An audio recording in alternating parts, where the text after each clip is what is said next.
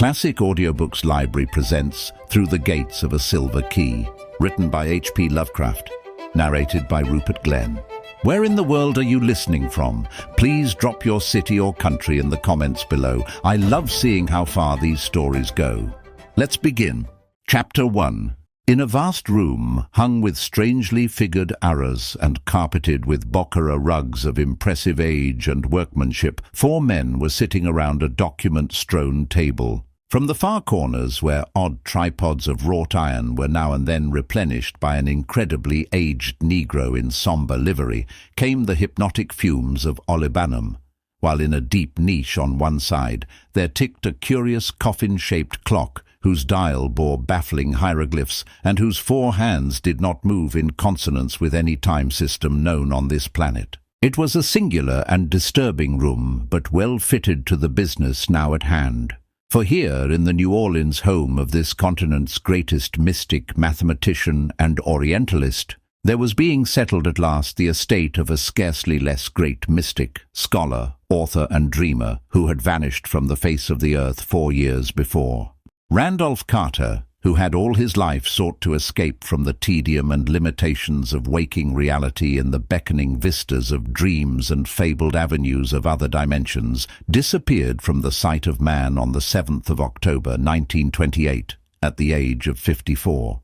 His career had been a strange and lonely one, and there were those who inferred from his curious novels many episodes more bizarre than any in his recorded history. His association with Harley Warren, the South Carolina mystic whose studies in the primal Nakul language of the Himalayan priests had led to such outrageous conclusions, had been close. Indeed, it was he who, one mist-mad, terrible night in an ancient graveyard, had seen Warren descend into a dank and nitrous vault, never to emerge. Carter lived in Boston, but it was from the wild, haunted hills behind hoary and witch-accursed Arkham that all his forebears had come. And it was amid those ancient, cryptically brooding hills that he had ultimately vanished. His old servant Parks, who died early in 1930, had spoken of the strangely aromatic and hideously carven box he had found in the attic, and of the undecipherable parchments and queerly figured silver key which that box had contained, matters of which Carter had also written to others. Carter, he said, had told him that this key had come down from his ancestors, and that it would help him to unlock the gate to his lost boyhood, and to strange dimensions and fantastic realms which he had hitherto visited only in vague, brief, and elusive dreams. Then one day Carter took the box and its contents and rode away in his car, never to return. Later on, people found the car at the side of an old, grass-grown road in the hills behind crumbling Arkham, the hills where Carter's forebears had once dwelt, and where the ruined cellar of the great Carter homestead still gaped to the sky. It was in a grove of tall elms nearby that another of the Carters had mysteriously vanished in 1781, and not far away was the half-rotted cottage where Goody Fowler the witch had brewed her ominous potions still earlier. The region had been settled in 1692 by fugitives from the witchcraft trials in Salem, and even now it bore a name for vaguely ominous things scarcely to be envisaged. Edmund Carter had fled from the shadow of Gallows Hill just in time, and the tales of his sorceries were many. Now, it seemed, his lone descendant had gone somewhere to join him. In the car they found the hideously carved box of fragrant wood, and the parchment which no man could read. The silver key was gone, presumably with Carter. Further than that, there was no certain clue. Detectives from Boston said that the fallen timbers of the old Carter place seemed oddly disturbed, and somebody found a handkerchief on the rock-ridged, sinisterly wooded slope behind the ruins near the dreaded cave called the Snake Den. It was then that the country legends about the Snake Den gained a new vitality. Farmers whispered of the blasphemous uses to which old Edmund Carter the wizard had put that horrible grotto, and added later tales about the fondness which Randolph Carter himself had had for it when a boy.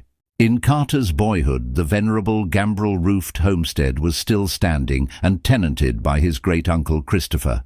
He had visited there often and had talked singularly about the Snake Den. People remembered what he had said about a deep fissure and an unknown inner cave beyond, and speculated on the change he had shown after spending one whole memorable day in the cavern when he was 9.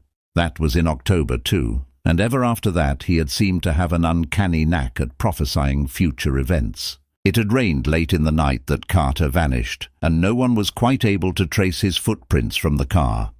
Inside the snake den, all was amorphous liquid mud, owing to copious seepage. Only the ignorant rustics whispered about the prints they thought they spied where the great elms overhang the road, and on the sinister hillside near the snake den, where the handkerchief was found.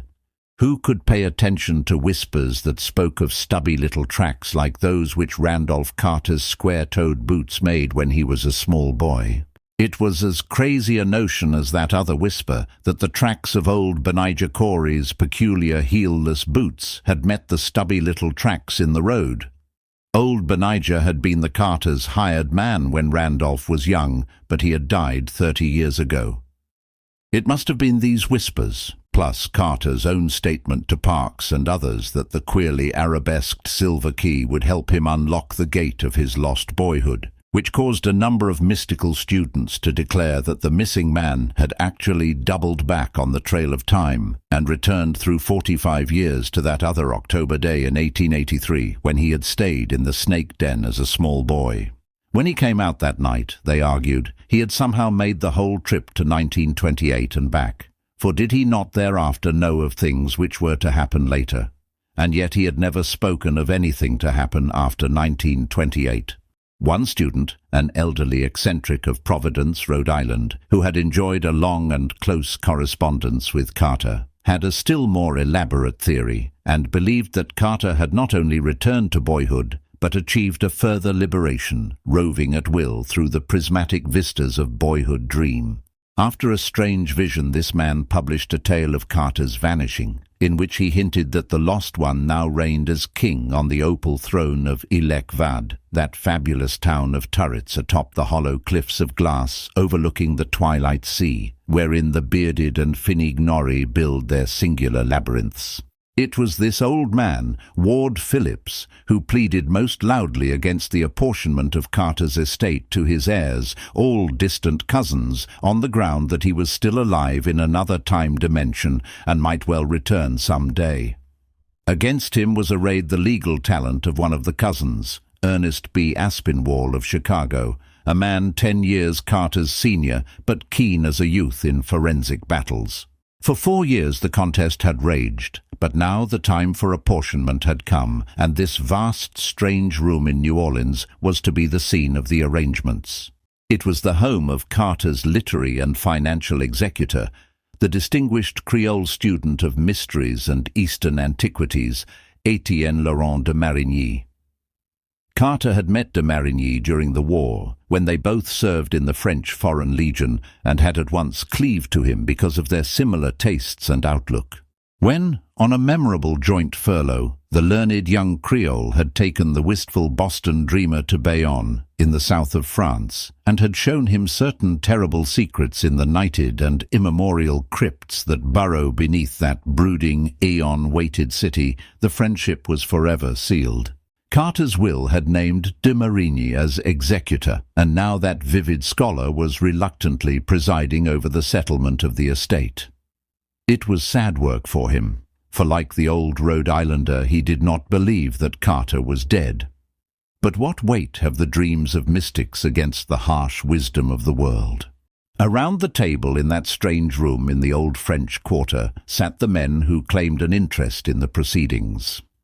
There had been the usual legal advertisements of the conference in papers wherever Carter heirs were thought to live. Yet only 4 now sat listening to the abnormal ticking of that coffin-shaped clock which told no earthly time, and to the bubbling of the courtyard fountain beyond half-curtained, fan-lighted windows. As the hours wore on, the faces of the 4 were half-shrouded in the curling fumes from the tripods, which, piled recklessly with fuel, seemed to need less and less attention from the silently gliding and increasingly nervous old Negro. There was Etienne de Marigny himself, slim, dark, handsome, moustached, and still young. Aspinwall, representing the heirs, was white-haired, apoplectic-faced, side-whiskered, and portly. Phillips, the Providence mystic, was lean, grey, long-nosed, clean-shaven, and stoop-shouldered. The fourth man was non-committal in age, lean, and with a dark, bearded, singularly immobile face of very regular contour, bound with the turban of a high-caste Brahmin, and having night-black, burning, almost irisless eyes, which seemed to gaze out from a vast distance behind the features. He had announced himself as the Swami Chandraputra, an adept from Benares with important information to give, and both de Marigny and Phillips, who had corresponded with him, had been quick to recognize the genuineness of his mystical pretensions. His speech had an oddly forced, hollow, metallic quality, as if the use of English taxed his vocal apparatus, yet his language was as easy, correct, and idiomatic as any native Anglo-Saxon's. In general attire, he was the normal European civilian, but his loose clothes sat peculiarly badly on him, while his bushy black beard, Eastern turban, and large white mittens gave him an air of exotic eccentricity. De Marigny, fingering the parchment found in Carter's car, was speaking. "No, I have not been able to make anything of the parchment. Mr. Phillips here also gives it up. Colin Churchward declares it is not Nakal, and it looks nothing at all like the hieroglyphs on that Easter Island wooden club. The carvings on that box, though, do strongly suggest Easter Island images. The nearest thing I can recall to these parchment characters, notice how all the letters seem to hang down from horizontal word bars, is the writing in a book poor Harley Warren once had.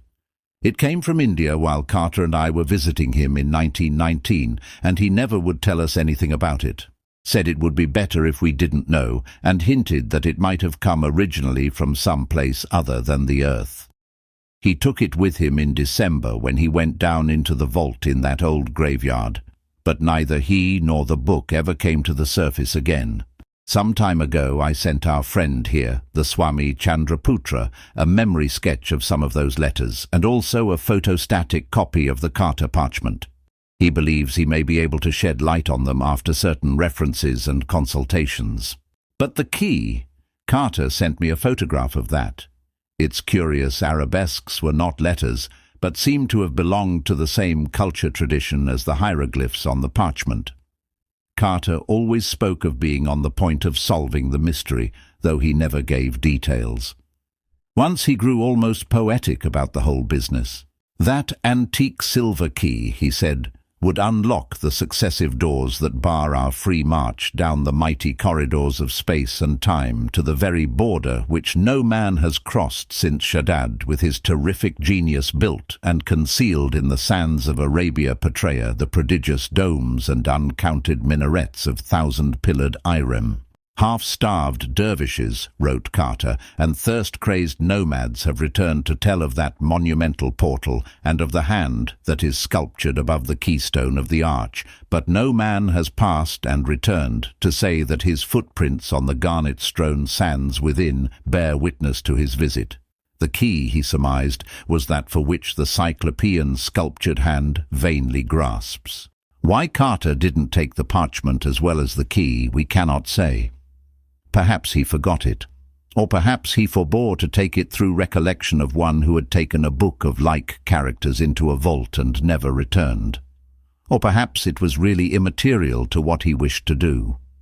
As de Marigny paused, old Mr. Phillips spoke in a harsh, shrill voice. "We can know of Randolph Carter's wandering only what we dream. I have been to many strange places in dreams, and have heard many strange and significant things in Ulthar beyond the river Skye. It does not appear that the parchment was needed, for certainly Carter re-entered the world of his boyhood dreams, and is now a king in Ilek-Vad." Mr. Aspinwall grew doubly apoplectic-looking as he sputtered. "Can't somebody shut that old fool up? We've had enough of these moonings. The problem is to divide the property, and it's about time we got to it." For the first time, Swami Chandraputra spoke in his queerly alien voice. "Gentlemen, there is more to this matter than you think. Mr. Aspinwall does not do well to laugh at the evidence of dreams. Mr. Phillips has taken an incomplete view, perhaps because he has not dreamed enough. I myself have done much dreaming. We in India have always done that, just as all the Carters seem to have done it. You, Mr. Aspinwall, as a maternal cousin, are naturally not a Carter. My own dreams and certain other sources of information have told me a great deal which you still find obscure. For example, Randolph Carter forgot that parchment, which he couldn't then decipher, yet it would have been well for him had he remembered to take it. You see, I have really learned pretty much what happened to Carter after he left his car with the silver key at sunset on that 7th of October 4 years ago. Aspinwall audibly sneered, but the others sat up with heightened interest. The smoke from the tripods increased, and the crazy ticking of that coffin-shaped clock seemed to fall into bizarre patterns, like the dots and dashes of some alien and insoluble telegraph message from outer space. The Hindu leaned back, half-closed his eyes, and continued in that oddly laboured yet idiomatic voice, while before his audience there began to float a picture of what had happened to Randolph Carter. Chapter 2. The hills behind Arkham are full of a strange magic, something perhaps which the old wizard Edmund Carter called down from the stars and up from the crypts of nether earth when he fled there from Salem in 1692. As soon as Randolph Carter was back among them, he knew that he was close to one of the gates which a few audacious, abhorred and alien-souled men have blasted through Titan walls betwixt the world and the outside absolute. Here, he felt, and on this day of the year, he could carry out with success the message he had deciphered months before from the arabesques of that tarnished and incredibly ancient silver key. He knew now how it must be rotated, how it must be held up to the setting sun, and what syllables of ceremony must be intoned into the void at the 9th and last turning. In a spot as close to a dark polarity and induced gate as this, it could not fail in its primary function. Certainly he would rest that night in the lost boyhood for which he had never ceased to mourn.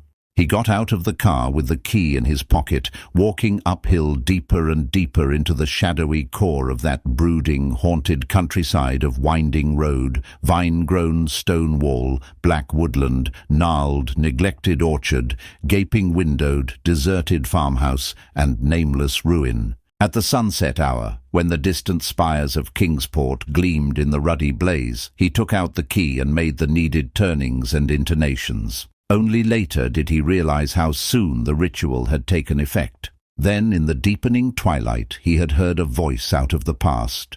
Old Benijah Corey, his great-uncle's hired man. Had not old Benijah been dead for 30 years? 30 years before when? What was time? Where had he been? Why was it strange that Benijah should be calling him on this 7th of October, 1883? Was he not out later than Aunt Martha had told him to stay?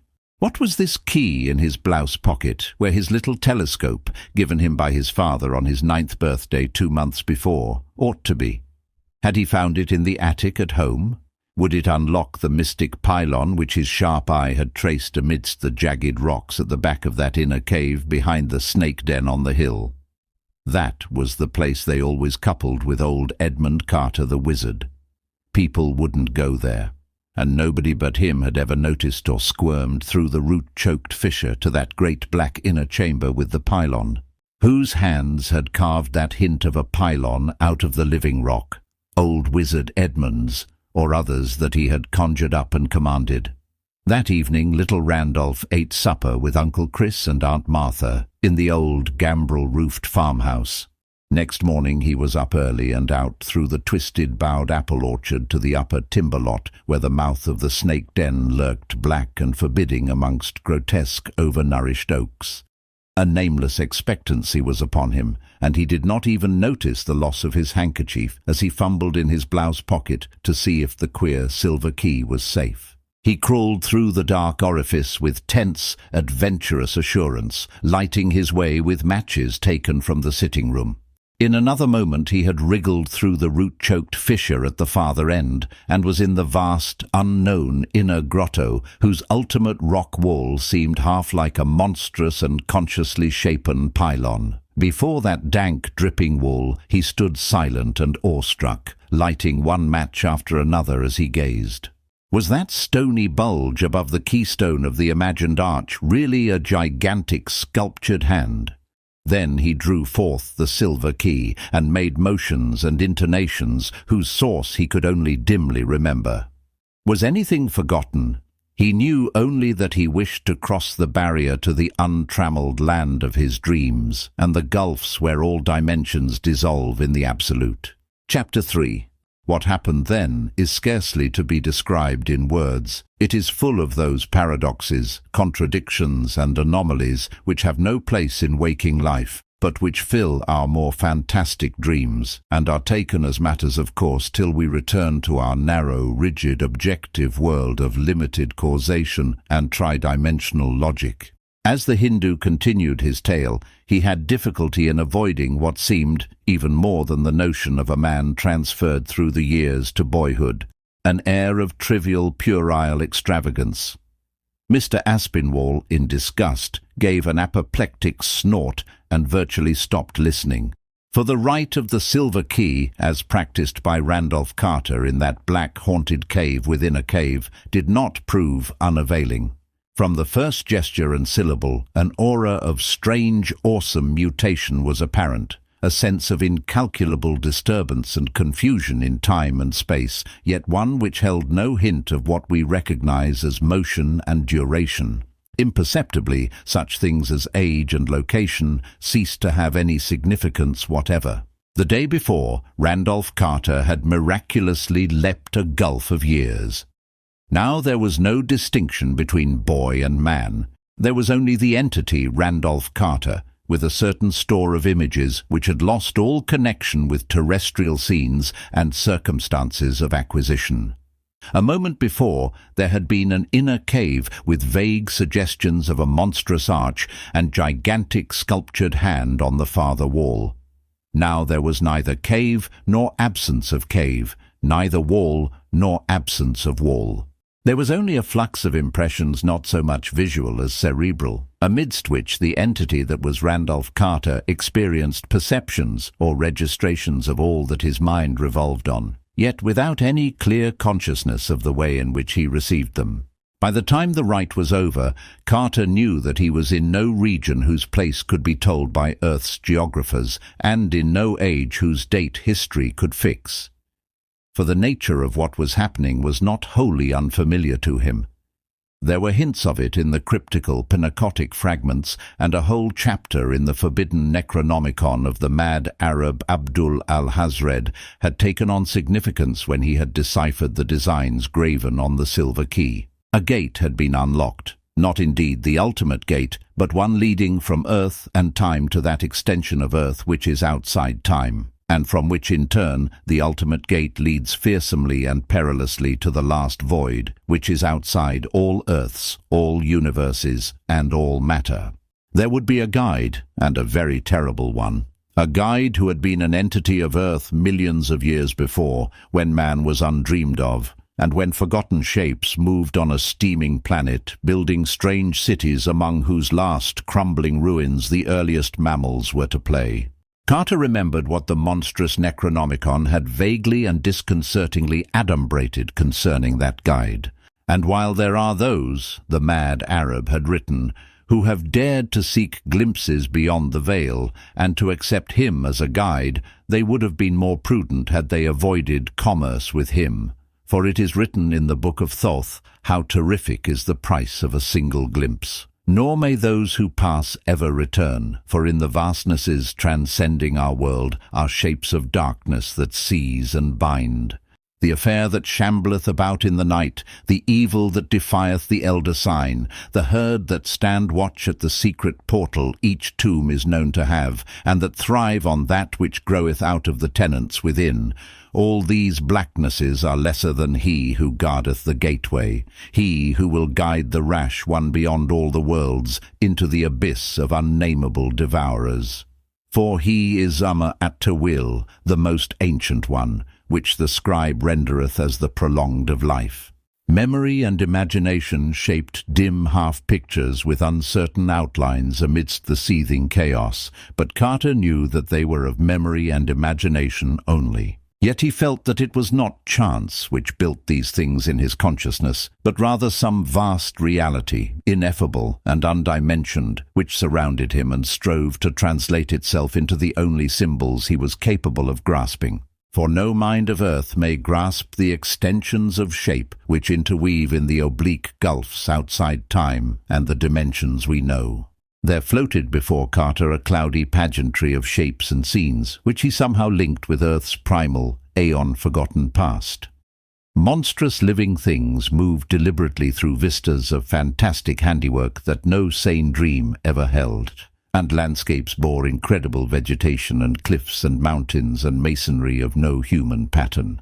There were cities under the sea and denizens thereof, and towers in great deserts where globes and cylinders and nameless winged entities shot off into space or hurtled down out of space.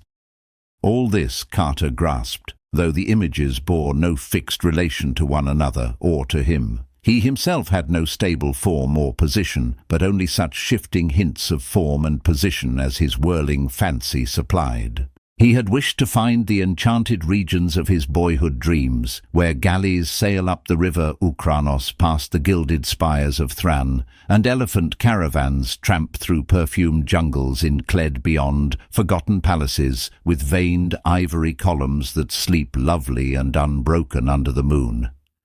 Now, intoxicated with wider visions, he scarcely knew what he sought. Thoughts of infinite and blasphemous daring rose in his mind, and he knew he would face the dreaded guide without fear, asking monstrous and terrible things of him.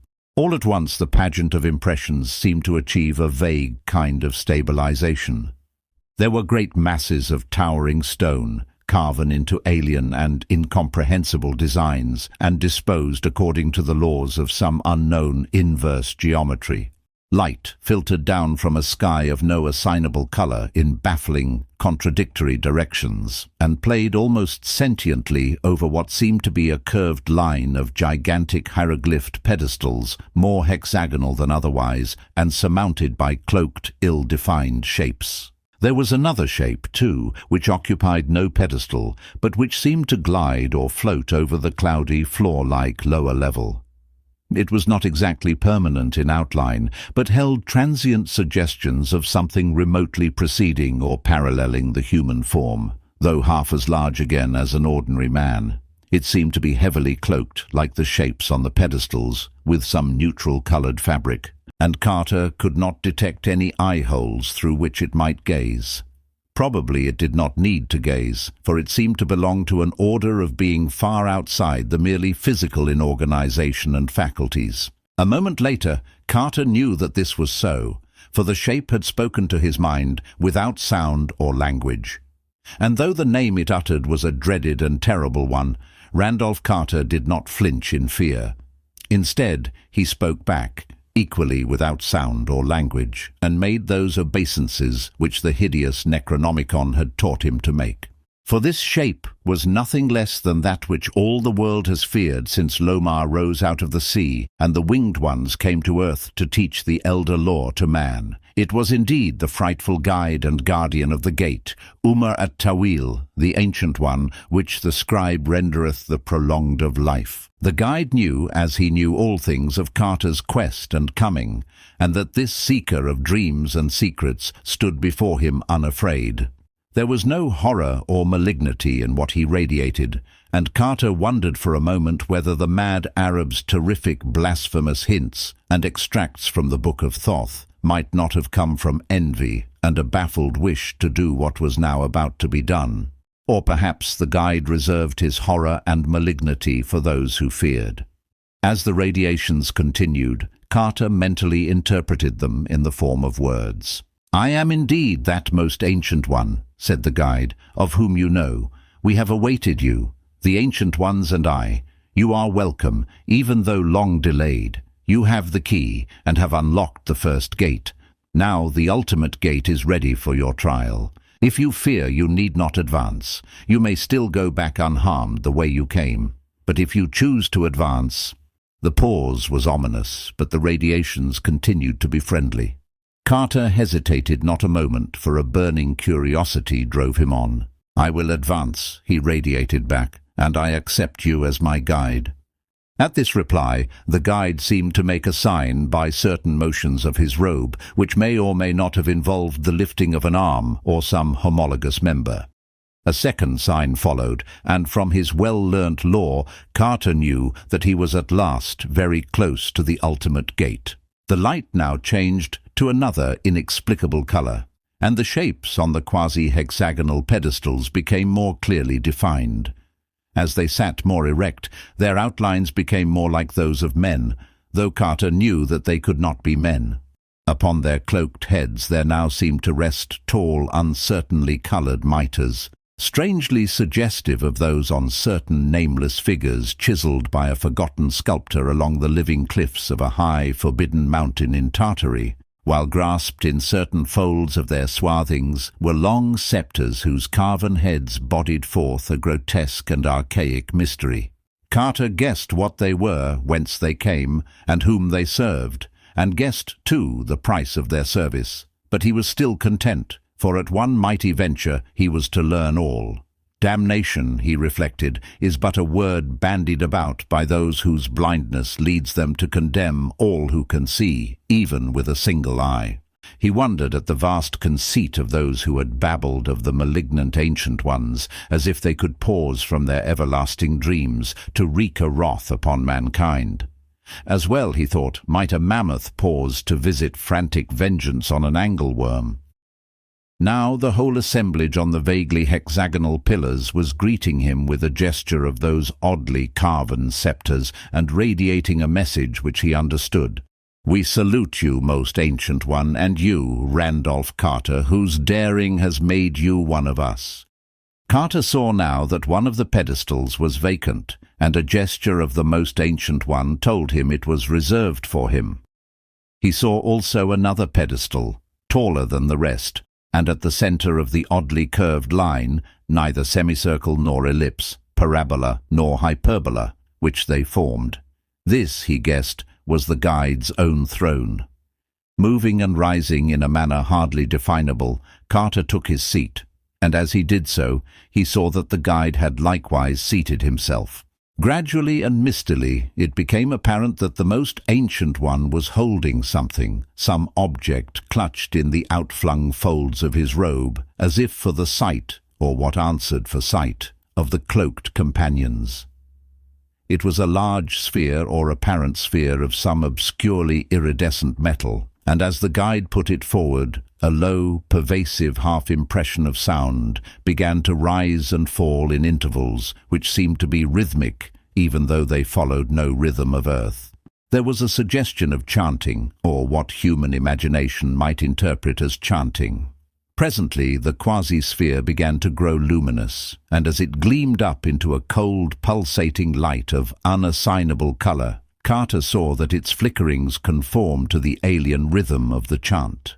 Then all the mitred, sceptre-bearing shapes on the pedestals commenced a slight, curious swaying in the same inexplicable rhythm, while nimbuses of unclassifiable light, resembling that of the quasi-sphere, played round their shrouded heads.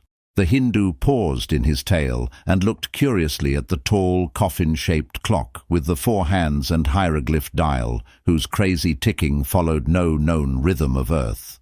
"You, Mr. de Marigny," he suddenly said to his learned host, "do not need to be told the particular alien rhythm to which those cowled shapes on the hexagonal pillars chanted and nodded. You are the only one else in America who has had a taste of the outer extension.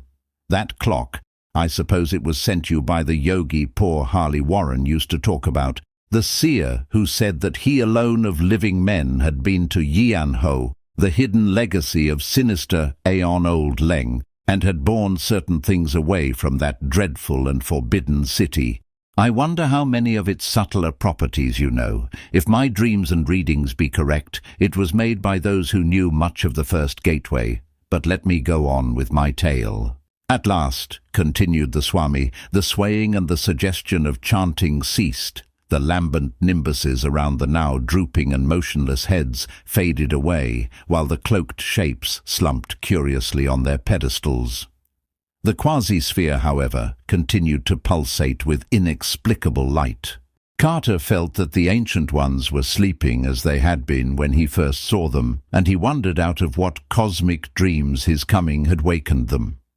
Slowly there filtered into his mind the truth that this strange chanting ritual had been one of instruction, and that the companions had been chanted by the most Ancient One into a new and peculiar kind of sleep, in order that their dreams might open the ultimate gate to which the silver key was a passport.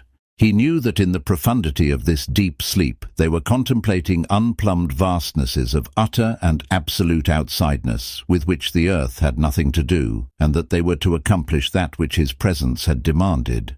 The guide did not share this sleep, but seemed still to be giving instructions in some subtle, soundless way. Evidently he was implanting images of those things which he wished the companions to dream, and Carter knew that as each of the Ancient Ones pictured the prescribed thought, there would be born the nucleus of a manifestation visible to his own earthly eyes. When the dreams of all the shapes had achieved a oneness, that manifestation would occur, and everything he required be materialized through concentration. He had seen such things on Earth, in India, where the combined projected will of a circle of adepts can make a thought take tangible substance, and in hoary Atlanat, of which few men dare speak. Just what the ultimate gate was, and how it was to be passed, Carter could not be certain, but a feeling of tense expectancy surged over him. He was conscious of having a kind of body, and of holding the fateful silver key in his hand. The masses of towering stone opposite him seemed to possess the evenness of a wall, toward the center of which his eyes were irresistibly drawn. And then, suddenly, he felt the mental currents of the most Ancient One cease to flow forth. For the first time, Carter realized how terrific utter silence, mental and physical, may be. The earlier moments had never failed to contain some perceptible rhythm, if only the faint, cryptical pulse of the Earth's dimensional extension, but now the hush of the abyss seemed to fall upon everything. Despite his intimations of body, he had no audible breath, and the glow of At-Tawil's quasi-sphere had grown petrifiedly fixed and unpulsating. A potent nimbus, brighter than those which had played round the heads of the shapes, blazed frozenly over the shrouded skull of the terrible guide. A dizziness assailed Carter, and his sense of lost orientation waxed 1,000-fold. The strange lights seemed to hold the quality of the most impenetrable blacknesses heaped upon blacknesses, while about the Ancient Ones, so close on their pseudo-hexagonal thrones, there hovered an air of the most stupefying remoteness. Then he felt himself wafted into immeasurable depths, with waves of perfumed warmth lapping against his face. It was as if he floated in a torrid, rose-tinctured sea, a sea of drugged wine whose waves broke foaming against shores of brazen fire. A great fear clutched him as he half saw that vast expanse of surging sea lapping against its far-off coast. But the moment of silence was broken. The surgings were speaking to him in a language that was not of physical sound or articulate words. "The man of truth is beyond good and evil," intoned a voice that was not a voice. "The man of truth has ridden to all is one. The man of truth has learnt that illusion is the only reality, and that substance is an impostor." And now, in that rise of masonry to which his eyes had been so irresistibly drawn, there appeared the outline of a titanic arch, not unlike that which he thought he had glimpsed so long ago in that cave within a cave, on the far, unreal surface of the three-dimensioned earth. He realized that he had been using the silver key, moving it in accord with an unlearnt and instinctive ritual closely akin to that which had opened the inner gate.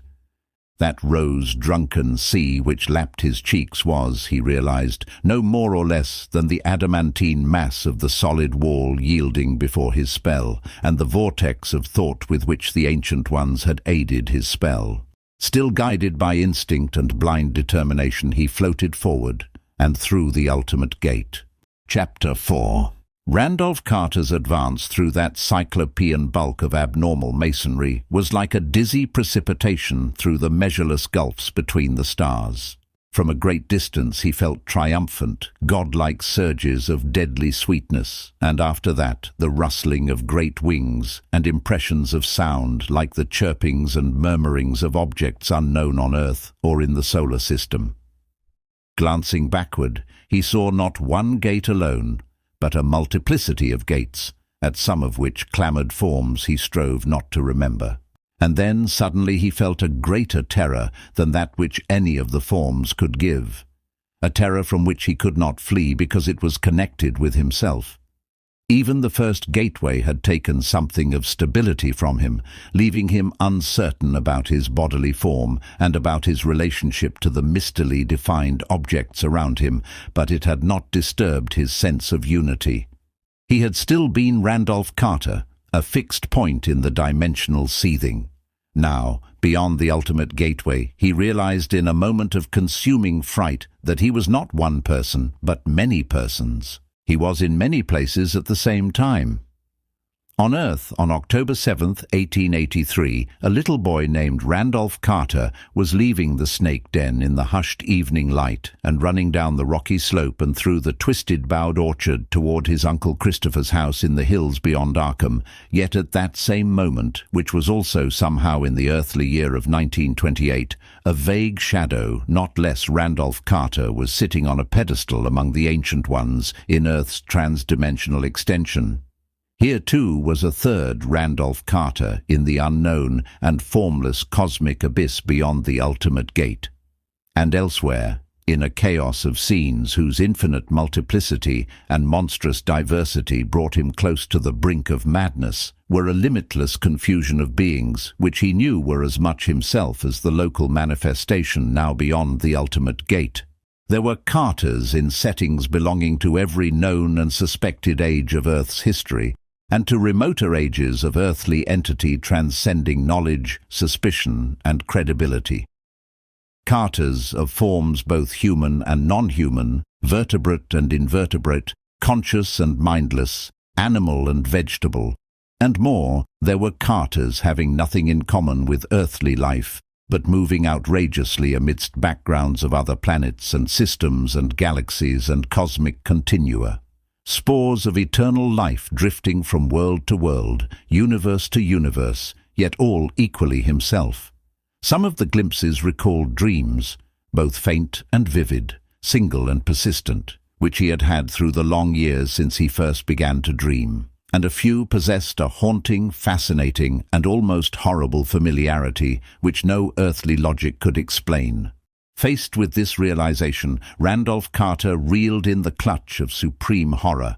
Horror such as had not been hinted even at the climax of that hideous night when two had ventured into an ancient and abhorred necropolis under a waning moon and only one had emerged.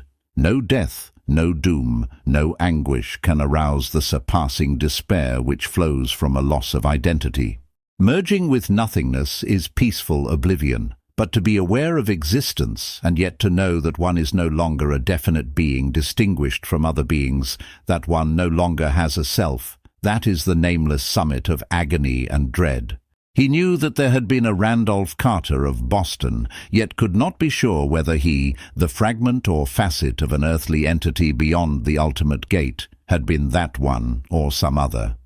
His self had been annihilated, and yet he, if indeed there could, in view of that utter nullity of individual existence, be such a thing as he, was equally aware of being in some inconceivable way a legion of selves.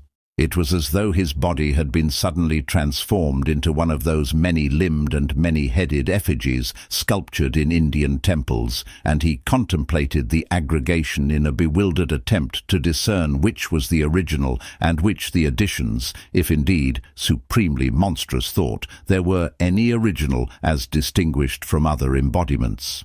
Then, in the midst of these devastating reflections, Carter's Beyond the Gate fragment was hurled from what had seemed the nadir of horror to black, clutching pits of a horror still more profound. This time, it was largely external, a force or personality which at once confronted and surrounded and pervaded him, and which, in addition to its local presence, seemed also to be a part of himself. and likewise to be coexistent with all time and coterminous with all space. There was no visual image, yet the sense of entity and the awful concept of combined localism, identity and infinity lent a paralyzing terror beyond anything which any Carter fragment had hitherto deemed capable of existing. In the face of that awful wonder, the quasi-Carter forgot the horror of destroyed individuality. It was an all-in-one and one-in-all of limitless being and self, not merely a thing of one space-time continuum, but allied to the ultimate animating essence of existence's whole unbounded sweep, the last, utter sweep which has no confines and which outreaches fancy and mathematics alike.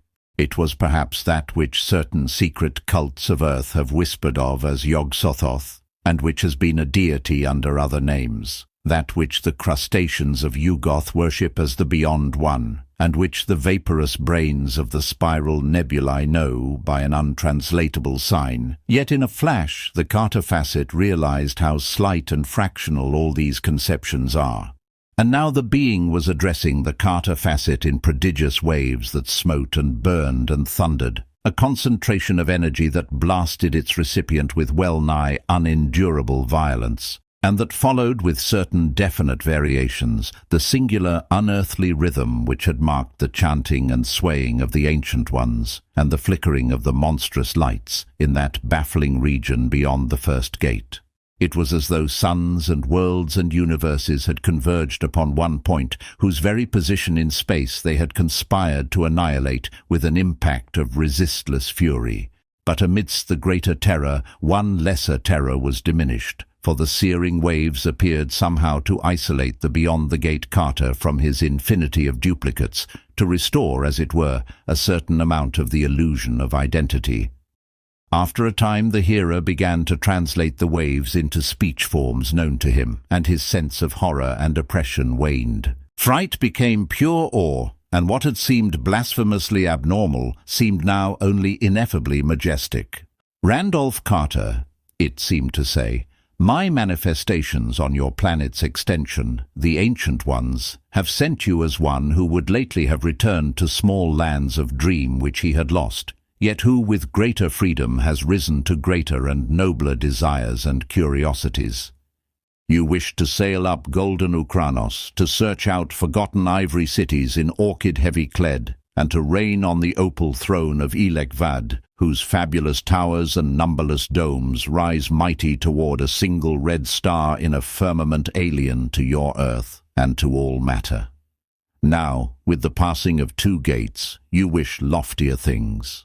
You would not flee like a child from a scene disliked to a dream beloved, but would plunge like a man into that last and inmost of secrets which lies behind all scenes and dreams. What you wish, I have found good, and I am ready to grant that which I have granted 11 times only to beings of your planet, 5 times only to those you call men, or those resembling them. I am ready to show you the ultimate mystery, to look on which is to blast a feeble spirit.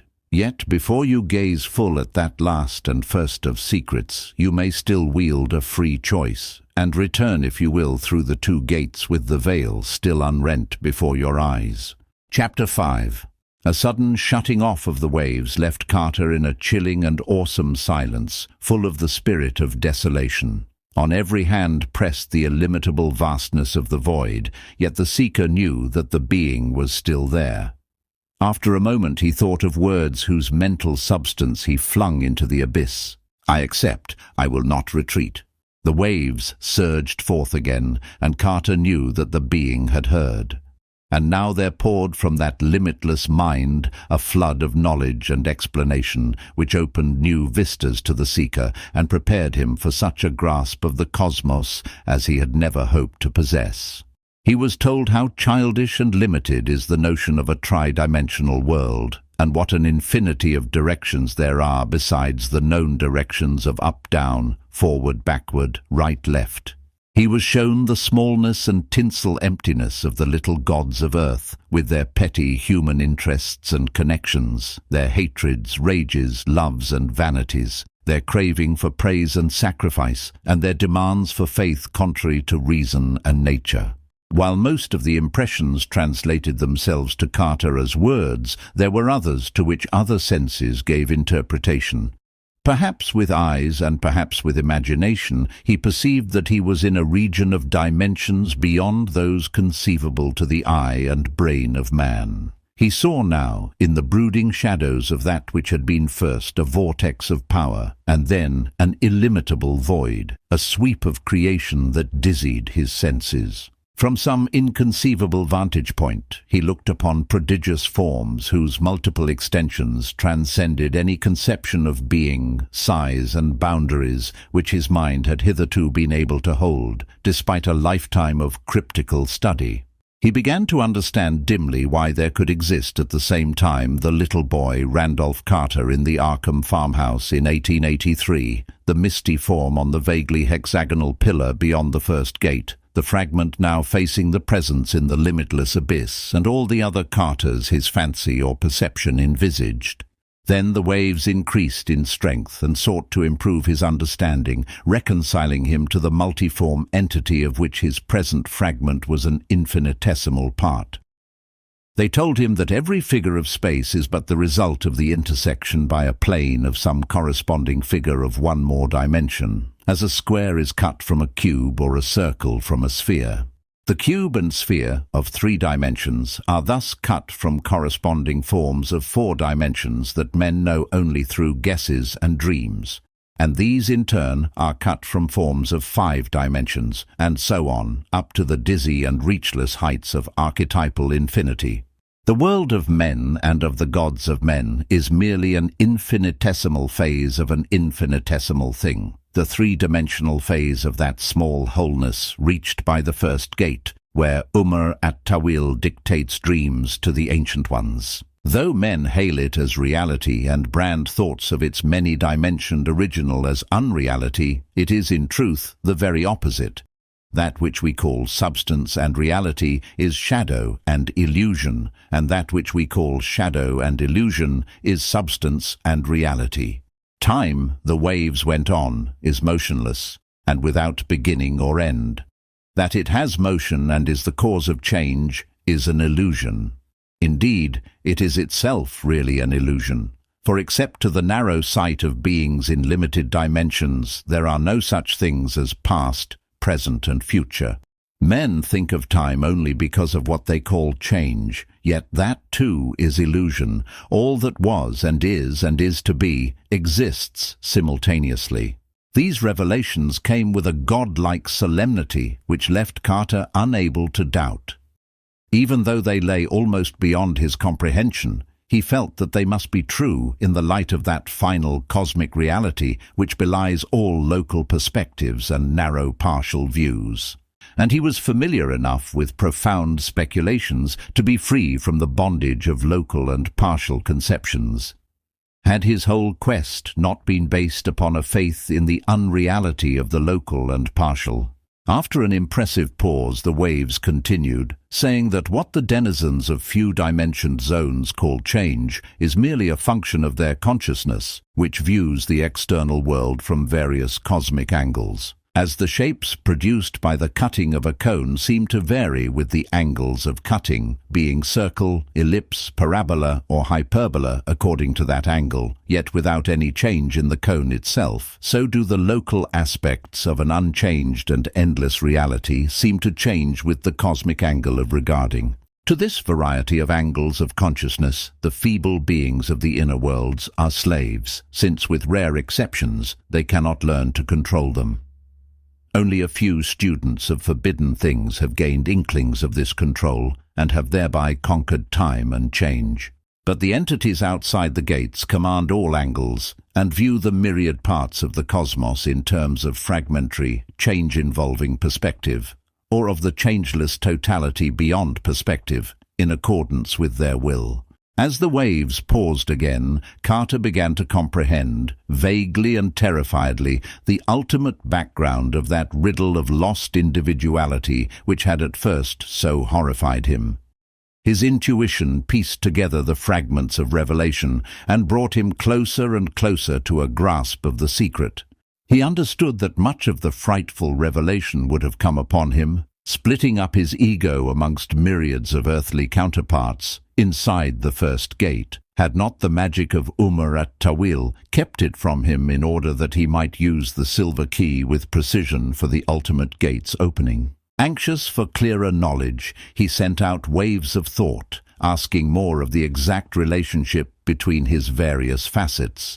The fragment now beyond the ultimate gate, the fragment still on the quasi-hexagonal pedestal beyond the first gate, the boy of 1883, the man of 1928, the various ancestral beings who had formed his heritage and the bulwark of his ego, and the nameless denizens of the other aeons and other worlds which that first hideous flash of ultimate perception had identified with him. Slowly, the waves of the being surged out in reply, trying to make plain what was almost beyond the reach of an earthly mind. All descended lines of beings of the finite dimensions continued the waves, and all stages of growth in each one of these beings are merely manifestations of one archetypal and eternal being in the space outside dimensions. Each local being, son, father, grandfather, and so on, and each stage of individual being, infant, child, boy, young man, old man, is merely one of the infinite phases of that same archetypal and eternal being, caused by a variation in the angle of the consciousness plane which cuts it.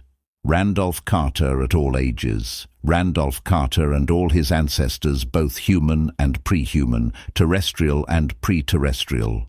All these were only phases of one ultimate, eternal Carter outside space and time.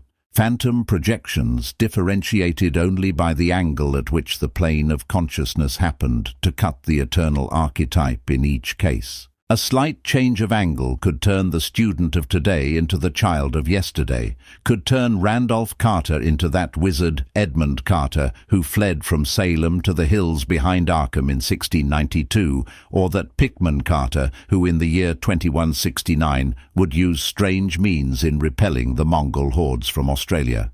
Could turn a human Carter into one of those earlier entities which had dwelt in primal Hyperborea and worshipped black plastic Tsatogwa after flying down from Kithanil, the double planet that once revolved around Arcturus. Could turn a terrestrial Carter to a remotely ancestral and doubtfully shaped dweller on Kithanil itself, or a still remoter creature of transgalactic Shanghai, or a four-dimensioned gaseous consciousness in an older space-time continuum, or a vegetable brain of the future on a dark radioactive comet of inconceivable orbit, and so on, in the endless cosmic circle. The archetypes, throbbed the waves, are the people of the ultimate abyss, formless, ineffable, and guessed at only by rare dreamers on the low-dimensioned worlds. Chief among such was this informing being itself, which indeed was Carter's own archetype. The glutless zeal of Carter and all his forebears for forbidden cosmic secrets was a natural result of derivation from the supreme archetype. On every world, all great wizards, all great thinkers, all great artists are facets of IT. Almost stunned with awe and with a kind of terrifying delight, Randolph Carter's consciousness did homage to that transcendent entity from which it was derived. As the waves paused again, he pondered in the mighty silence, thinking of strange tributes, stranger questions, and still stranger requests. Curious concepts flowed conflictingly through a brain dazed with unaccustomed vistas and unforeseen disclosures. It occurred to him that, if those disclosures were literally true, he might bodily visit all those infinitely distant ages and parts of the universe which he had hitherto known only in dreams, could he but command the magic to change the angle of his consciousness plane. And did not the silver key supply that magic? Had it not first changed him from a man in 1928 to a boy in 1883, and then to something quite outside time? Oddly, despite his present apparent absence of body, he knew that the key was still with him. While the silence still lasted, Randolph Carter radiated forth the thoughts and questions which assailed him. He knew that in this ultimate abyss he was equidistant from every facet of his archetype, human or non-human, earthly or extra-earthly, galactic or transgalactic. and his curiosity regarding the other phases of his being, especially those phases which were farthest from an earthly 1928 in time and space, or which had most persistently haunted his dreams throughout life, was at fever heat. He felt that his archetypal entity could at will send him bodily to any of these phases of bygone and distant life by changing his consciousness plane, and despite the marvels he had undergone, he burned for the further marvel of walking in the flesh through those grotesque and incredible scenes which visions of the night had fragmentarily brought him. Without definite intention, he was asking the presence for access to a dim, fantastic world whose 5 multicolored suns, alien constellations, dizzy black crags, clawed, tapir-snouted denizens, bizarre metal towers, unexplained tunnels, and cryptical floating cylinders had intruded again and again upon his slumbers. That world, he felt vaguely, was in all the conceivable cosmos the one most freely in touch with others, and he longed to explore the vistas whose beginnings he had glimpsed, and to embark through space to those still remoter worlds with which the clawed, snouted denizens trafficked. There was no time for fear. As at all crises of his strange life, sheer cosmic curiosity triumphed over everything else. When the waves resumed their awesome pulsing, Carter knew that his terrible request was granted. The being was telling him of the nighted gulfs through which he would have to pass, of the unknown quintuple star in an unsuspected galaxy around which the alien world revolved, and of the burrowing inner horrors against which the clawed, snouted race of that world perpetually fought. IT told him, too, of how the angle of his personal consciousness plane and the angle of his consciousness plane regarding the space-time elements of the sought-for world would have to be tilted simultaneously in order to restore to that world the Carter facet which had dwelt there. The presence warned him to be sure of his symbols if he wished ever to return from the remote and alien world he had chosen, and he radiated back an impatient affirmation, confident that the silver key, which he felt was with him and which he knew had tilted both world and personal planes in throwing him back to 1883, contained those symbols which were meant. And now the being, grasping his impatience, signified its readiness to accomplish the monstrous precipitation. The waves abruptly ceased, and there supervened a momentary stillness tense with nameless and dreadful expectancy. Then, without warning, came a whirring and drumming that swelled to a terrific thundering.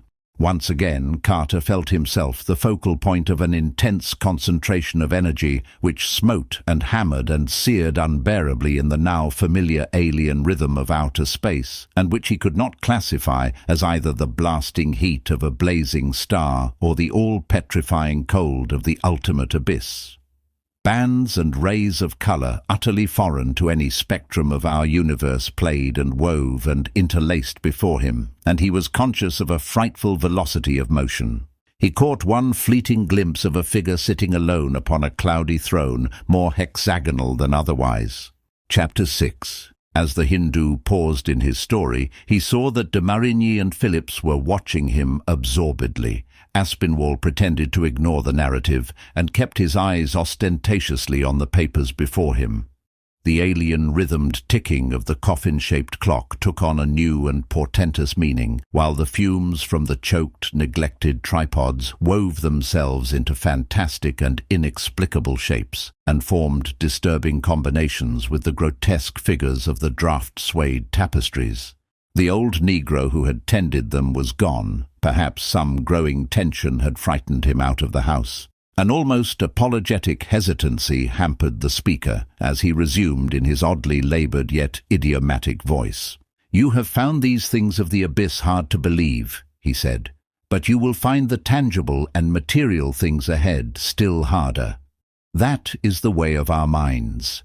Marvels are doubly incredible when brought into 3 dimensions from the vague regions of possible dream. I shall not try to tell you much. That would be another and very different story. I will tell only what you absolutely have to know." Carter, after that final vortex of alien and polychromatic rhythm, had found himself in what for a moment he thought was his old insistent dream. He was, as many a night before, walking amidst throngs of clawed, snouted beings through the streets of a labyrinth of inexplicably fashioned metal under a blaze of diverse solar color. And as he looked down, he saw that his body was like those of the others, rugose, partly squamous, and curiously articulated in a fashion mainly insect-like, yet not without a caricaturish resemblance to the human outline. The silver key was still in his grasp, though held by a noxious-looking claw. In another moment, the dream sense vanished, and he felt rather as one just awaked from a dream. The ultimate abyss, the being, an entity of absurd, outlandish race called Randolph Carter, on a world of the future not yet born. Some of these things were parts of the persistent, recurrent dreams of the wizard Zakauba on the planet Yadith. They were too persistent. They interfered with his duties in weaving spells to keep the frightful bowls in their burrows, and became mixed up with his recollections of the myriad real worlds he had visited in his light beam envelope. And now they had become quasi-real as never before. This heavy, material silver key in his right upper claw, exact image of one he had dreamt about, meant no good. He must rest and reflect, and consult the tablets of Ning for advice on what to do. Climbing a metal wall in a lane off the main concourse, he entered his apartment and approached the rack of tablets. 7-day fractions later, Zakauba squatted on his prism in awe and half despair, for the truth had opened up a new and conflicting set of memories. Nevermore could he know the peace of being one entity. For all time and space he was two. Zakauba, the wizard of Yadith, disgusted with the thought of the repellent earth mammal Carter that he was to be and had been, and Randolph Carter of Boston on the earth, shivering with fright at the clawed, snouted thing which he had once been and had become again. The time unit spent on Yadith, croaked the Swami, whose laboured voice was beginning to show signs of fatigue, made a tale in themselves which could not be related in brief compass. There were trips to Shonhai and Mathura and Kath and other worlds in the 28 galaxies accessible to the light beam envelopes of the creatures of Yadith, and trips back and forth through aeons of time with the aid of the silver key and various other symbols known to Yadith's wizards. There were hideous struggles with the bleached, viscous bowls in the primal tunnels that honeycombed the planet. There were awed sessions in libraries amongst the massed lore of 10,000 worlds living and dead. There were tense conferences with other minds of Yadith, including that of the arch-ancient Buo. Zakauba told no one of what had befallen his personality, but when the Randolph Carter facet was uppermost, he would study furiously every possible means of returning to the earth and to human form, and would desperately practice human speech with the buzzing alien throat organs so ill-adapted to it. The Carter facet had soon learned with horror that the silver key was unable to effect his return to human form. It was, as he deduced, too late from things he remembered, things he dreamed, and things he inferred from the lore of Yadith, a product of Hyperborea on Earth, with power over the personal consciousness angles of human beings alone. It could, however, change the planetary angle and send the user at will through time in an unchanged body. There had been an added spell which gave it limitless powers it otherwise lacked. But this, too, was a human discovery, peculiar to a spatially unreachable region, and not to be duplicated by the wizards of Yadith. It had been written on the undecipherable parchment in the hideously carven box with the silver key, and Carter bitterly lamented that he had left it behind.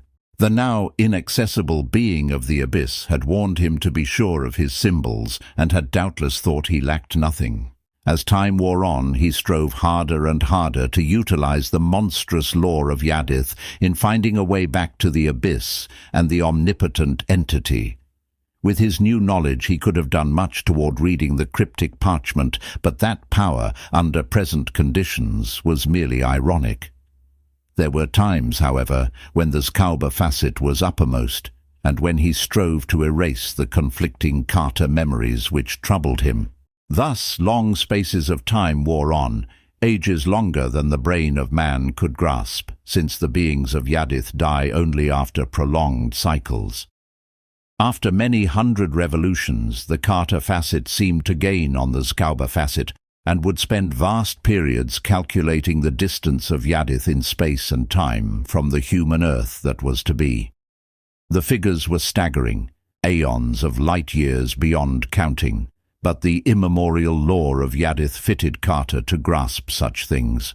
He cultivated the power of dreaming himself momentarily earthward, and learned many things about our planet that he had never known before. But he could not dream the needed formula on the missing parchment. Then at last he conceived a wild plan of escape from Yadith, which began when he found a drug that would keep his Scauber facet always dormant, yet without dissolution of the knowledge and memories of Scauber.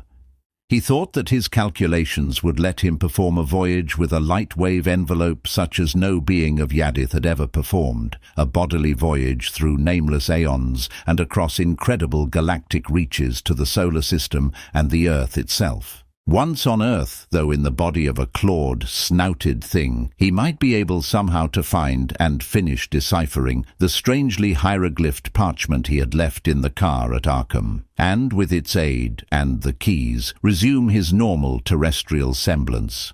He was not blind to the perils of the attempt. He knew that when he had brought the planet angle to the right aeon, a thing impossible to do while hurtling through space, Yadith would be a dead world dominated by triumphant bowls, and that his escape in the light-wave envelope would be a matter of grave doubt.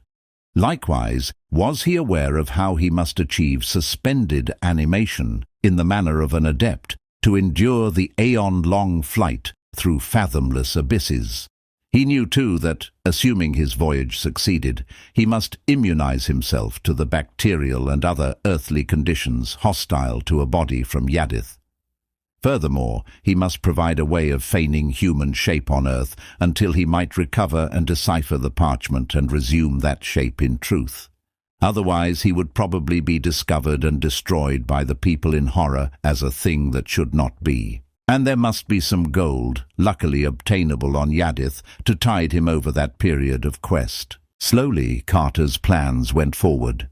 He provided a light-wave envelope of abnormal toughness, able to stand both the prodigious time transition and the unexampled flight through space.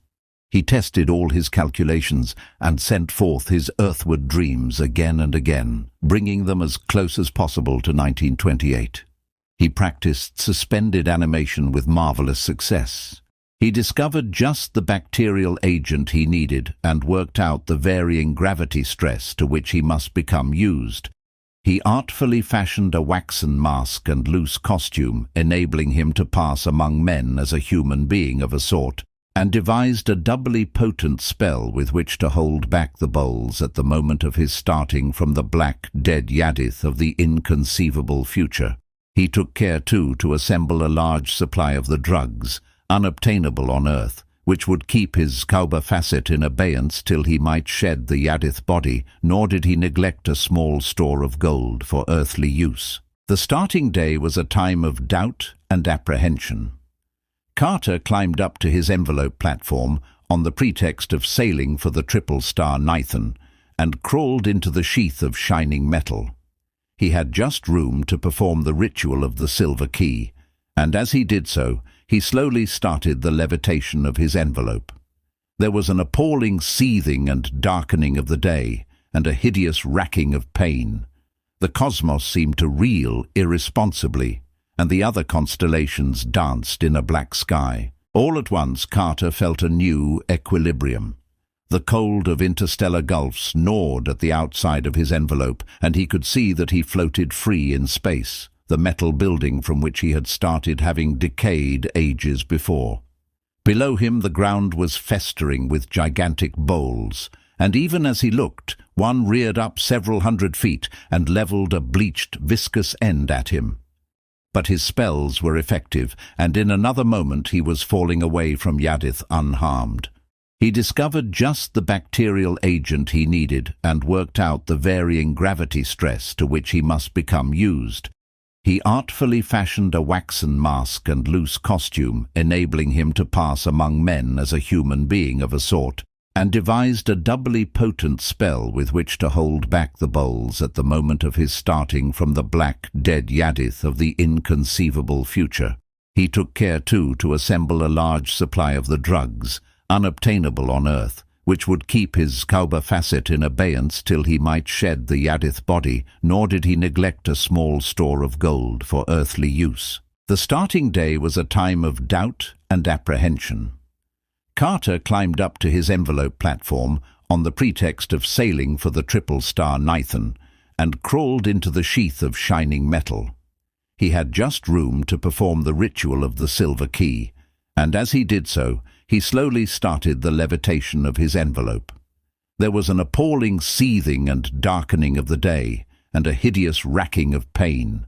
The cosmos seemed to reel irresponsibly, and the other constellations danced in a black sky. All at once Carter felt a new equilibrium. The cold of interstellar gulfs gnawed at the outside of his envelope, and he could see that he floated free in space, the metal building from which he had started having decayed ages before. Below him the ground was festering with gigantic bowls, and even as he looked, one reared up several 100 feet and levelled a bleached, viscous end at him. But his spells were effective, and in another moment he was falling away from Yadith unharmed. He discovered just the bacterial agent he needed and worked out the varying gravity stress to which he must become used. He artfully fashioned a waxen mask and loose costume, enabling him to pass among men as a human being of a sort, and devised a doubly potent spell with which to hold back the bowls at the moment of his starting from the black, dead Yadith of the inconceivable future. He took care, too, to assemble a large supply of the drugs, unobtainable on Earth, which would keep his Kauba facet in abeyance till he might shed the Yadith body, nor did he neglect a small store of gold for earthly use. The starting day was a time of doubt and apprehension. Carter climbed up to his envelope platform on the pretext of sailing for the Triple Star Nithan, and crawled into the sheath of shining metal. He had just room to perform the ritual of the silver key, and as he did so, he slowly started the levitation of his envelope. There was an appalling seething and darkening of the day, and a hideous racking of pain. The cosmos seemed to reel irresponsibly, and the other constellations danced in a black sky. All at once Carter felt a new equilibrium. The cold of interstellar gulfs gnawed at the outside of his envelope, and he could see that he floated free in space, the metal building from which he had started having decayed ages before. Below him the ground was festering with gigantic bowls, and even as he looked, one reared up several 100 feet and levelled a bleached, viscous end at him. But his spells were effective, and in another moment he was falling away from Yadith unharmed. Chapter 7. In that bizarre room in New Orleans, from which the old black servant had instinctively fled, the odd voice of Swami Chandraputra grew hoarser still. "Gentlemen," he continued, "I will not ask you to believe these things until I have shown you special proof. Accept it, then, as a myth when I tell you of the thousands of light years, thousands of years of time, and uncounted billions of miles, that Randolph Carter hurtled through space as a nameless alien entity in a thin envelope of electron-activated metal. He timed his period of suspended animation with utmost care, planning to have it end only a few years before the time of landing on the Earth in or near 1928. He will never forget that awakening. Remember, gentlemen, that before that eon-long sleep he had lived consciously for thousands of terrestrial years amidst the alien and horrible wonders of Yadith. There was a hideous gnawing of cold, a cessation of menacing dreams, and a glance through the eye-plates of the envelope. Stars, clusters, nebulae on every hand, and at last their outlines bore some kinship to the constellations of Earth that he knew. Someday his descent into the solar system may be told. He saw Kynath and Yuggoth on the rim, past close to Neptune and glimpsed the hellish white fungi that spot it, learned an untellable secret from the close glimpsed mists of Jupiter, and saw the horror on one of the satellites, and gazed at the cyclopean ruins that sprawl over Mars' ruddy disk. When the Earth drew near, he saw it as a thin crescent, which swelled alarmingly in size. He slackened speed, though his sensations of homecoming made him wish to lose not a moment. I will not try to tell you of those sensations, as I learned them from Carter. Well, toward the last, Carter hovered about in the Earth's upper air, waiting till daylight came over the Western Hemisphere. He wanted to land where he had left, near the snake den in the hills behind Arkham. If any of you have been away from home long, and I know one of you has, I leave it to you how the sight of New England's rolling hills and great elms and gnarled orchards and ancient stone walls must have affected him. He came down at dawn in the lower meadow of the old Carter place and was thankful for the silence and solitude. It was autumn as when he had left, and the smell of the hills was balm to his soul. He managed to drag the metal envelope up the slope of the timber lot into the snake den, though it would not go through the weed-choked fissure to the inner cave. It was there also that he covered his alien body with the human clothing and waxen mask, which would be necessary. He kept the envelope here for over a year, till certain circumstances made a new hiding place necessary.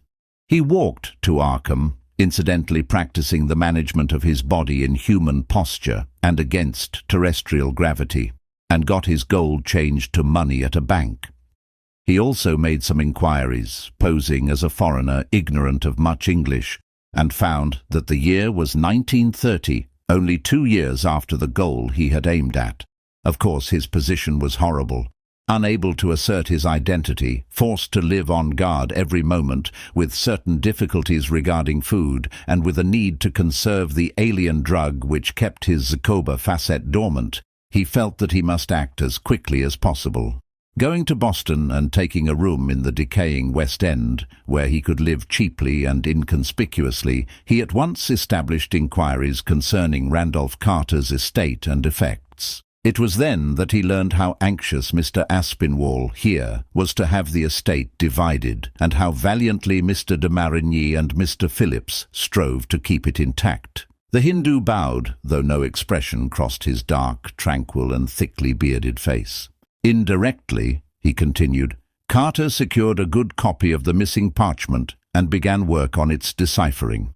I am glad to say that I was able to help in all this, for he appealed to me quite early, and through me came in touch with other mystics throughout the world. I went to live with him in Boston, a wretched place in Chambers Saint. As for the parchment, I am pleased to help Mr. de Marigny in his perplexity. To him let me say that the language of those hieroglyphics is not Nakal, but Reliehian, which was brought to earth by the spawn of Cthulhu countless cycles ago. It is, of course, a translation. There was an Hyperborean original millions of years earlier in the primal tongue of Tzathyo. There was more to decipher than Carter had looked for, but at no time did he give up hope. Early this year he made great strides through a book he imported from Nepal, and there is no question but that he will win before long. Unfortunately, however, one handicap has developed: the exhaustion of the alien drug which keeps the Zakoba facet dormant.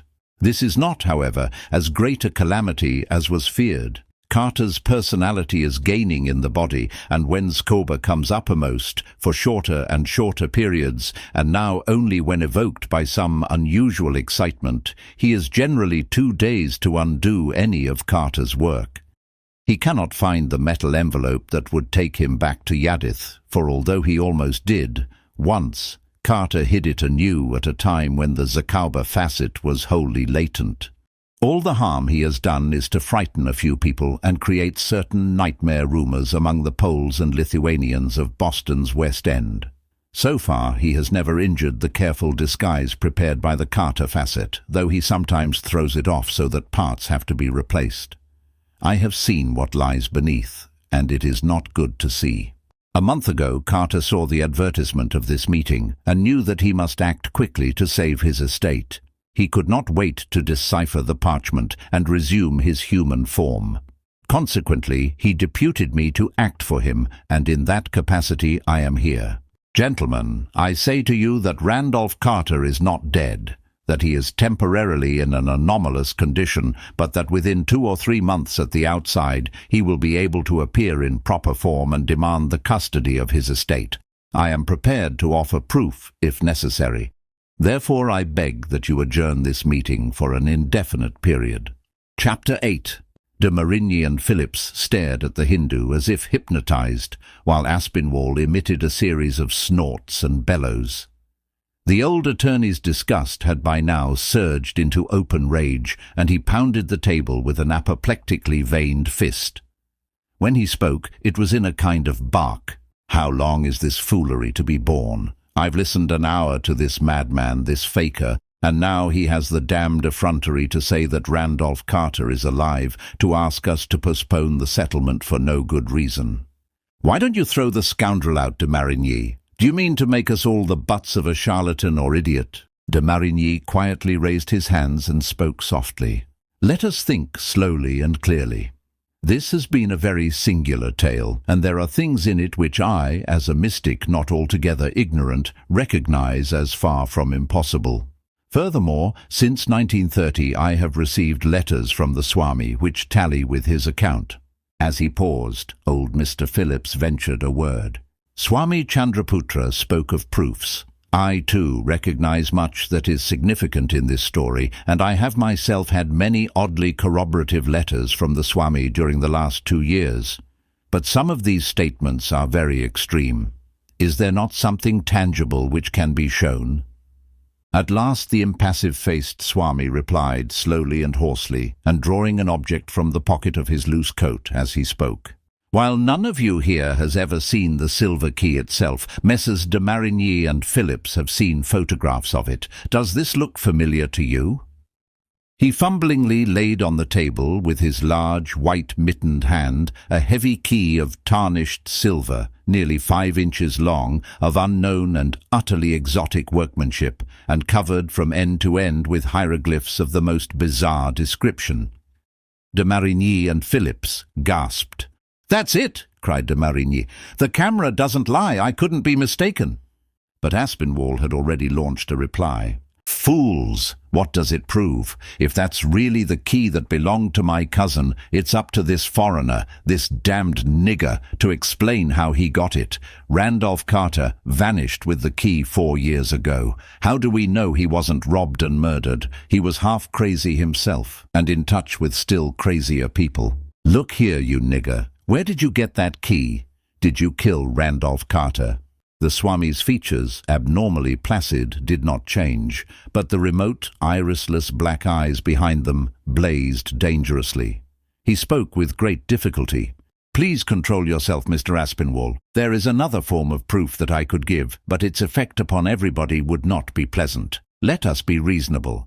Here are some papers obviously written since 1930, and in the unmistakable style of Randolph Carter." He clumsily drew a long envelope from inside his loose coat and handed it to the sputtering attorney as de Marigny and Phillips watched with chaotic thoughts and a dawning feeling of supernal wonder. Of course, the handwriting is almost illegible, but remember that Randolph Carter now has no hands well adapted to forming human script. Aspinwall looked through the papers hurriedly and was visibly perplexed, but he did not change his demeanor. The room was tense with excitement and nameless dread, and the alien rhythm of the coffin-shaped clock had an utterly diabolic sound to de Marigny and Phillips, though the lawyer seemed affected not at all. Aspinwall spoke again. "These look like clever forgeries. If they aren't, they may mean that Randolph Carter has been brought under the control of people with no good purpose. There's only one thing to do: have this faker arrested. De Marigny, will you telephone for the police?" "Let us wait," answered their host. "I do not think this case calls for the police. I have a certain idea. Mr. Aspinwall, this gentleman is a mystic of real attainments. He says he is in the confidence of Randolph Carter. Will it satisfy you if he can answer certain questions which could be answered only by one in such confidence? I know Carter and can ask such questions. Let me get a book which I think will make a good test." He turned toward the door to the library, Phillips dazedly following in a kind of automatic way. Aspinwall remained where he was, studying closely the Hindu who confronted him with abnormally impassive face. Suddenly, as Chandraputra clumsily restored the silver key to his pocket, the lawyer emitted a guttural shout, which stopped de Marigny and Phillips in their tracks. "Hey, by God, I've got it! This rascal is in disguise. I don't believe he's an East Indian at all. That face, it isn't a face, but a mask. I guess his story put that into my head, but it's true. It never moves, and that turban and beard hide the edges. This fellow's a common crook. He isn't even a foreigner. I've been watching his language. He's a Yankee of some sort. And look at those mittens. He knows his fingerprints could be spotted. Damn you, I'll pull that thing off. Stop." The hoarse, oddly alien voice of the Swami held a tone beyond all mere earthly fright. "I told you there was another form of proof which I could give if necessary, and I warned you not to provoke me to it. This red-faced old meddler is right. I'm not really an East Indian. This face is a mask, and what it covers is not human. You others have guessed. I felt that minutes ago. It wouldn't be pleasant if I took that mask off. Let it alone, Ernest. I may as well tell you that I am Randolph Carter." No one moved. Aspinwall snorted and made vague motions. De Marigny and Phillips across the room watched the workings of his red face and studied the back of the turbaned figure that confronted him. The clock's abnormal ticking was hideous, and the tripod fumes and swaying arras danced a dance of death. The half-choking lawyer broke the silence. "No, you don't, you crook. You can't scare me. You've reasons of your own for not wanting that mask off. Maybe we'd know who you are. Off with it." As he reached forward, the Swami seized his hand with one of his own clumsily mittened members, evoking a curious cry of mixed pain and surprise.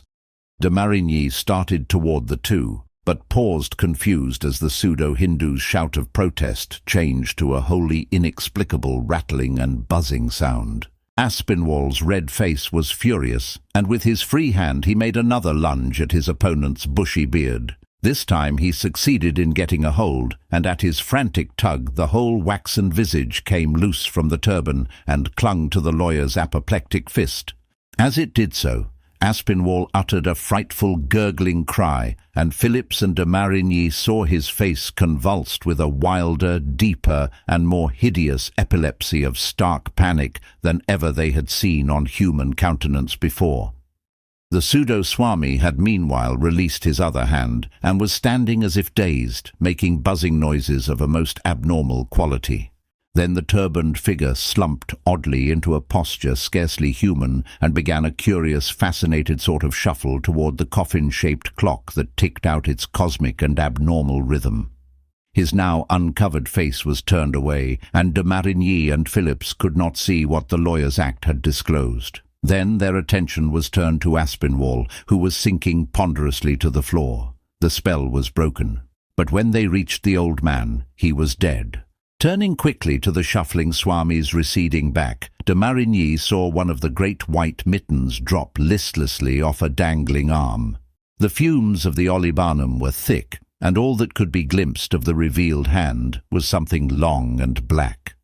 Before the Creole could reach the retreating figure, old Mr. Phillips laid a restraining hand on his shoulder. "Don't," he whispered. "We don't know what we're up against. That other facet, you know. Zkauber, the wizard of Yadith." The turbaned figure had now reached the abnormal clock, and the watchers saw through the dense fumes a blurred black claw fumbling with the tall hieroglyphed door. The fumbling made a queer clicking sound. Then the figure entered the coffin-shaped case and pulled the door shut after it. De Marigny could no longer be restrained, but when he reached and opened the clock it was empty. The abnormal ticking went on, beating out the dark cosmic rhythm which underlies all mystical gate openings.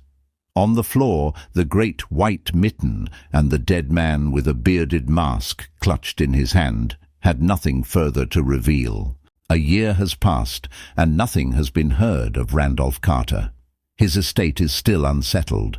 The Boston address from which one Swami Chandraputra sent inquiries to various mystics in 1930 to 31-32 was indeed tenanted by a strange Hindu, but he left shortly before the date of the New Orleans conference and has never been seen since.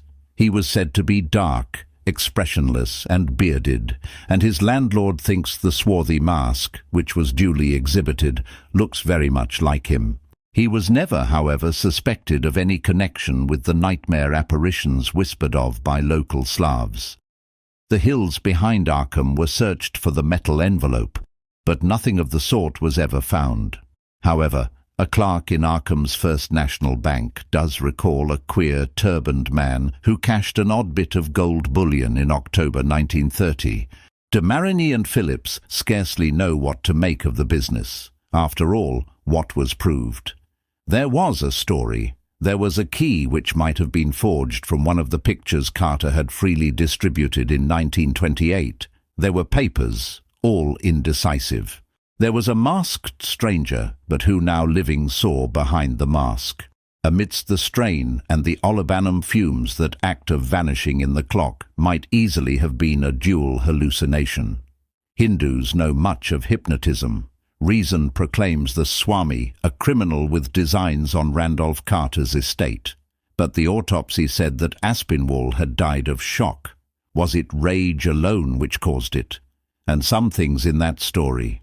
In a vast room hung with strangely figured arras and filled with olibanum fumes, Etienne Laurent de Marigny often sits listening with vague sensations to the abnormal rhythm of that hieroglyphed, coffin-shaped clock.